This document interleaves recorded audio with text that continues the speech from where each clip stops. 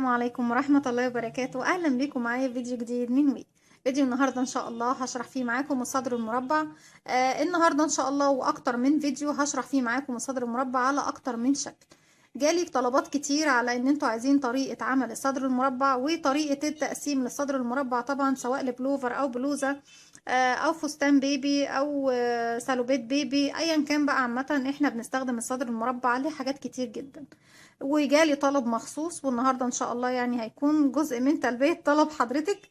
جالي طلب مخصوص ان انتوا عايزين الصدر المربع بغرزة غير غرزة العمود بلفة. يا رندا انا عايزة تعملي الصدر المربع، واتمنى تكون الفكرة وصلت لك. لا، الفكرة وصلتني. حاضر، انت عايزة صدر مربع بس بغرز كتيرة او صدر مدور، يعني انت محددتيش صدر مربع او مدور، بس عايزة صدر ايه؟ يكون باكتر من غرزة غير غرزة العمود بلفة. انا عارفه طبعا، عشان ما حدش يقول ان رندا ايه بتتكلم كده وخلاص. في كل الغرز اللي بنشتغلها بيكون داخل فيها غرزه العمود بلفه، لكن صديقتنا كانت طالبه ان احنا نعمله بغرزه مختلفه عن غرزه العمود، اللي هو طبعا ايه الصدر التقليدي. هشرح لكم الصدر التقليدي في فيديو تاني، لكن النهارده ان شاء الله هنشرح الصدر المربع بنفس الطريقه هي بس باستخدام غرزه الجراني. اول حاجه طبعا ببدا اعملها، عندي عدد سلاسل البدايه بتكون على حسب دوران الراس. بتاخدي دوران الراس سواء من جدول الطوائي او بتقيسي دوران طبعا الراس لاي شخص بتعملي له الصدر المربع دوت، وبتشتغلي عدد سلاسل البدايه بتاعتك على الاساس دوت. عدد سلاسل البدايه بتاعتي تكون عدد يا بالاسم على 4، وبعد كده بزود 4 سلاسل كمان اضافيه عشان الاربع زوايا بتوع الصدر المربع بتاعي. هقول بسم الله الرحمن الرحيم. بس قبل ما ابدا ان شاء الله في الفيديوهات اللي جايه هحاول ان انا اعمل معاكم اكتر من شكل للصدر المربع والشجر وكمان الصدر الدائري، بحيث يكون عندنا الشكلين، سواء الشكل التقليدي اللي هو بغرزة العمود او باكتر من غرزة تانية. هسيب مسافة من الخيط، هلف الخيط حلقة بالشكل دوت على الهواء. بالابرة بتاعتي هدخل في الحلقة، هلف الخيط واخرج. طرف الخيط القصير بشده بقى في عقدة البداية. علشان تكوني سلسلة، أنا العدد الافتراضي أنا بشتغل على عدد افتراضي ومش محددة عدد معين، هو 88 سلسلة. طبعا 84 يبقى الاسم على 4، وزودت 4 سلاسل كمان اللي هي ايه عدد سلاسل الزوايا، يبقى 88 سلسلة. وهنشوف طبعا المقاسات الخاصة بالمقاس اللي احنا اخترناه أو العدد اللي احنا اخترناه هيكون مقاس ايه، سن ايه بالظبط. علشان تشتغلي سلسلة بيكون معاكي حلقة، بلف الخيط على الإبرة وبطلع من الحلقة دي كده 1 2 3 4، وبكرر بقى لغاية ما اوصل 88 سلسلة بالشكل ده. بعد ما وصلت 88 سلسلة زي ما احنا شايفين، انا بس ايه هشد الخيط بتاعي كده شوية وهبدأ احط ايه الماركر بتاعي. طبعا لازم يكون عندك ماركر او على الاقل حتى خيوط مختلفة تعملي ايه تحطي فتلة في كل مكان الزاوية بتاعتك. انا دلوقتي هقسم العدد بتاعي على 4. انا هعد دلوقتي، المفروض ان انا باخد لكل زاوية بسم الله الرحمن الرحيم 1 2 3 4 5 6 7 8 9 10 11 12 13 14 15 16 17 18 19 20 21 22، وفي رقم 23 هحط الماركر بتاعي.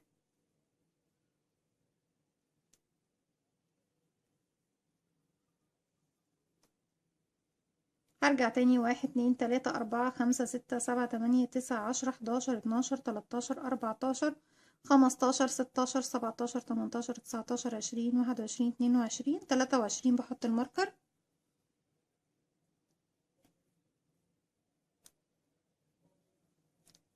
وهكذا بقى بكمل. دلوقتي مش مهم بقى، احنا خلاص هقول لكم دلوقتي ايه هنعملها ازاي. هجيب السلسلة بتاعتي هعدلها بس طبيعي كده وش الشغل، وهاجي لأول سلسلة طبعا أنا عملتها وهدخل فيها بغرزة منزلق.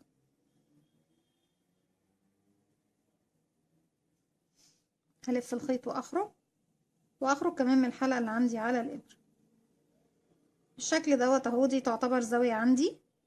هرتفع بسم الله 1 2 3، ارتفاع غرزة العمود بلفة، وانا طبعا ارتفعت من فوق اول غرزة فمش هشتغل تحتها تاني او فوقيها تاني. هلف الخيط عشان اشتغل غرزة عمود بلفة، بيكون معايا حلقة، بلف الخيط بيبقى حلقتين. هدخل في الفراغ اللي بعده، طبعا بدخل في الضلع الخلفي من السلاسل لان السلاسل ما فيهاش حرف في اشتغل تحته.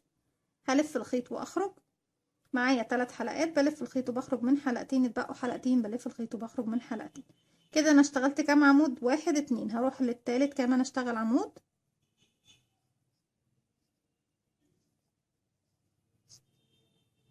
وبعد 3 عمود بلفة بشتغل سلسلة وهلف الخيط، هسيب من تحت سلسلة زي ما خدت من فوق سلسلة بسيبها من تحت كمان. هروح للي بعدها، هسيب دي خلاص واروح للي بعدها، هشتغل عمود 1 واللي بعدها كمان عمود 2 واللي بعدها عمود 3. بعد ال3 عمود باخد سلسلة، بسيب من تحت سلسلة وبروح لل3 اللي بعديهم بشتغل فوقيهم عمود بلفة، وهكذا. طبعا هشتغل بنفس الطريقة لغاية ما اوصل للماركر بتاعي اللي هو في الغرزة رقم 23. رجعت لكم تاني، انا كده خلاص وصلت لرقم 22 وكده كنت اشتغلت 2 عمود بلفة والتالت هيكون في رقم 23. هدخل اشتغل في رقم 23 عمود اللي هو رقم 3 من المجموعة دي، و3 سلاسل بعد منه 1 2 3، وتاني في نفس الفراغ رقم 23 هدخل واشتغل ايه عمود بلفة كمان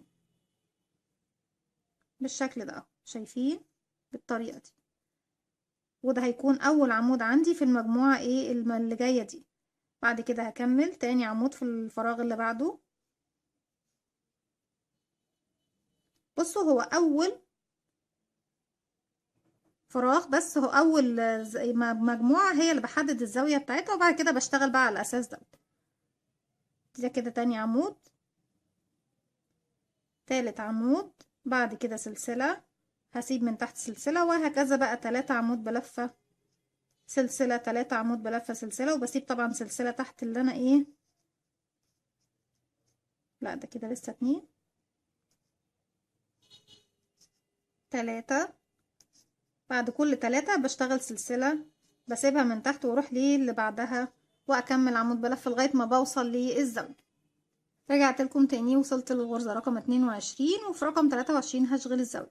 ناخد بالنا ان طبعا اول عدد بيكون 22، وفي رقم 23 دي بتكون مشتركة ما بين الزاوية دي والزاوية دي، يعني الطرف الناحية اليمين والناحية الشمال. لما نيجي بقى لتاني مجموعة، تاني مجموعة رقم 23 هنا مشتركة زي ما اتفقنا ما بين الجنب ده والجنب ده.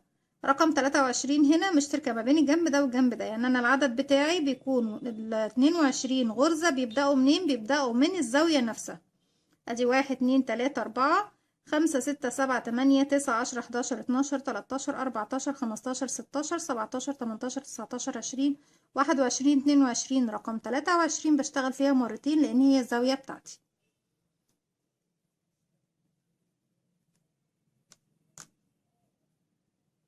هلف الخيط وهدخل في الزاوية بقى، هشتغل ايه عمود اللي هو رقم 3 هنا، و3 سلاسل 1 2 3، وتاني في نفس الفراغ هشتغل عمود كمان عشان ايه اكمل الزاوية بتاعتي، وارجع تاني بكمل بقى العمود اللي انا اشتغلته رقم 2 ده اول عمود في ال 22 عمود في المجموعة ايه اللي في الجنب دوت. ورقم 23 زي ما اتفقنا بتكون الزاوية بتاعتي بشتغل فيها العمود الثالث المكمل المجموعة دي، و3 سلاسل وعمود كمان اللي هو بيكون الاول في المجموعة اللي بعدها. هكمل بقى الراوند بتاعي بنفس الطريقة لغاية ما اوصل للبداية وهرجع لكم. رجعت لكم تاني كده، خلصت الراوند بتاعي واشتغلت كمان الغرزة رقم 23 في نفس مكان الزاوية. طبعا الغرزة الاولى بالنسبة لي عايزة بردك توضيح مهم. لما باجي احدد عدد مكان الزوايا، طبعا عدد سلاسل ده شعر دندي دوت اللي مغلبني في كل مكان. دندي ده القط بتاعي، عشان في ناس كتير بيقولوا لي مين دندي ده. عدد سلاسل طبعا اللي بنعدها علشان نحط ايه مكان الزاوية بتاعتي، بعد 22 غرزة وفي رقم 23 بحط الماركر، اللي بعديهم بعد 22 وفي رقم 23 بحط الماركر. بس بعد منين؟ بعد من مكان الماركر الاول، يعني الماركر اللي انا حطيت فيه اللي هي الغرزة رقم 23 بحسبها من نفس العدد اللي هعده للمجموعة اللي بعدها. اوكي يا جماعة؟ يعني انا مش بحط الماركر وارجع اعد 22 وبعد كده احط 23، لا، انا بعد من مكان الماركر نفسه، يعني المكان اللي انا حاطه فيه الماركر ده اهو يعتبر هبدأ اعد منه، يعني هعتبر المجموعة اللي على الشمال منه هو برضه. ليه؟ لان احنا زي ما اتفقنا مع بعض هو عامل مشترك ما بين اليمين والشمال، وهكذا. طبعا يعني هنا دي رقم 23 بتكون رقم 23 هي الختام الطرف ده الجنب ده، واول واحدة للطرف التاني. خلاص يا جماعة، عشان محدش يتلخبط في العدد ويقول لي ايه الزاوية مش مظبوطة معايا. الزوايا بنحددها على الاساس دوت. بعد ما اشتغلت اخر غرزة 1 2 3 سلسلة، وهروح 1 2 3 سلسلة من الارتفاع اللي انا ارتفعتهم في بداية الراوند، وهقفل بغرزة منزلقة. بالشكل ده انا كده قفلت الزاوية بتاعتي. طيب عايزة ابدأ اشتغل منين؟ عايزة ابدأ اشتغل من مكان الفراغات، ما بشتغلش خلاص على غرزة العمود بلفة. طيب مش عايزة ارجع للزاوية اللي في الخلف، همشي ازاي؟ همشي على العمود اللي جاي دوت بغرزة منزلقة، عشان عايزة اشتغل فوق السلسلة دي، والعمود اللي بعده بغرزة منزلقة، وكمان بغرزة منزلقة لغاية ما اوصل للفراغ اللي انا عاوزاه. اذا انا هبدأ اشتغل اهو، بدايتي من الفراغ دوت. خلاص، في الفراغ ده هرتفع 1 2 3 سلسلة ارتفاع غرزة العمود بلفة، وبعتبره اول عمود موجود عندي في المجموعة. احنا عارفين ان غرزة الجراني بتكون عبارة عن 3 عمود بلفة في مكان واحد، في فراغ واحد. يعني تاني في الفراغ دوت هشتغل كمان 2 عمود بلفة على ال3 سلاسل، يبقوا 3. 2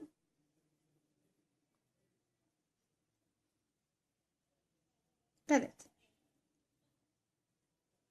بعد كده باخد مسافة سلسلة، وهلف الخيط على الإبرة وهدخل، هروح على طول هسيب بقى الأعمدة دي كلها واروح للفراغ اللي فوق السلسلة واشتغل فوقيه 3 عمود بلف. 1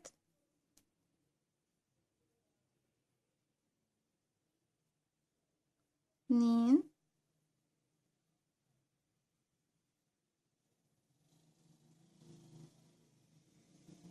3 سلسلة، واروح للمجموعة اللي بعدها وهسرع اكتر. 3 عمود بلفة. بسم الله.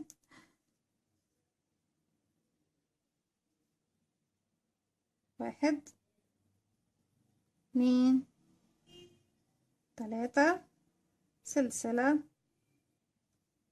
1 2 3 سلسلة، واروح لمكان السلسلة. 1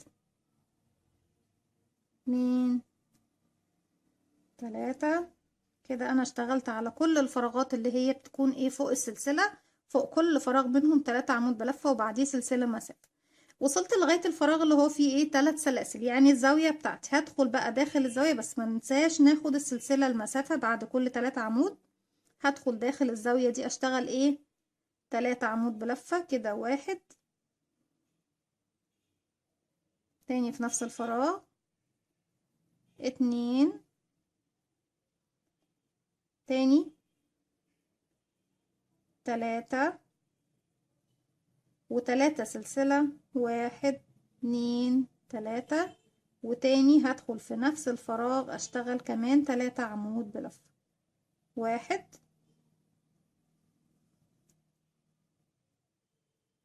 2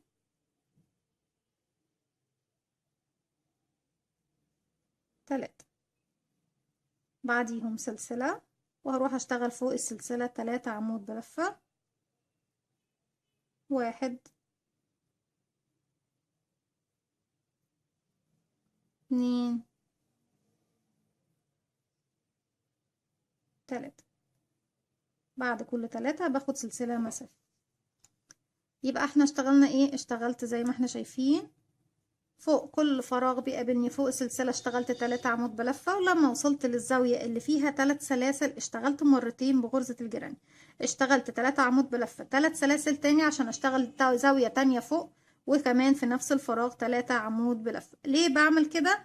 علشان الفراغ اللي بيزيد معايا العدد دوت هيديني فراغ تاني من فوق من هنا، وفراغ تاني من فوق من هنا، وهيزود المساحة معايا ويخلي المقاس يوسع معايا ويكبر، ويبدأ الصدر بتاعي يكون مظبوط. طيب هشتغل ايه بقى هنا كده؟ فوق كل سلسلة بشتغل 3 عمود بلفة، ولما بوصل للزاوية بشتغل مرتين 3 عمود بلفة ما بينهم 3 سلاسل. يعني 3 عمود بلفة 3 سلاسل 3 عمود بلفة. هكمل بقى الراوند بتاعي كله لغاية ما اوصل للزاوية الأخيرة وهرجع.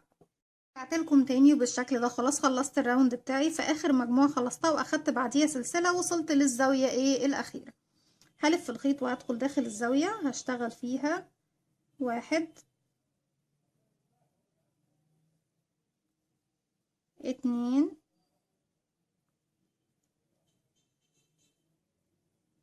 3.